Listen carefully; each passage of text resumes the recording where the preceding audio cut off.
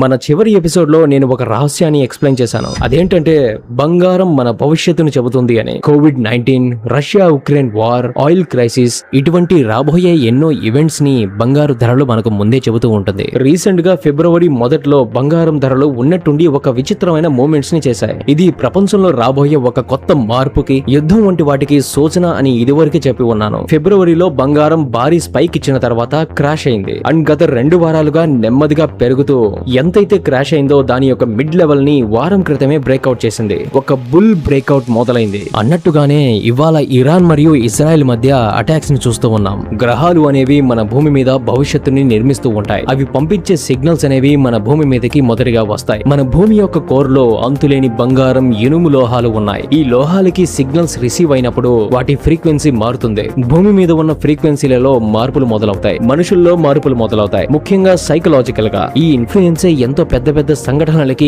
దారి తీస్తూ ఉంటాయి. ముఖ్యంగా యుద్ధాలు లాంటివి జరుగుతూ ఉంటాయి. బంగారు ధరలకి యుద్ధాలకి మధ్య పెద్ద ఎకానమిక్స్ నడుస్తుంది. కానీ ఆస్ట్రోలాజికల్ గా కూడా ఇన్ఫ్లుయెన్స్ అండ్ కనెక్షన్ ఉంటుంది. దీని గురించి మరింత లోతైన విషయాలు మన ఈ ఎపిసోడ్ లో వివరించి ఉన్నాను. కానీ బంగారు ధరలు కొద్దిగా తగ్గినట్టు కనిపించినప్పటికీ ఈ సంవత్సరం బంగారు ధరలు మరింత దూసుకు వెళ్లటం మనం చూస్తాం. బహుశా ఇది ఈ మార్చి నుండే మొదలవచ్చు.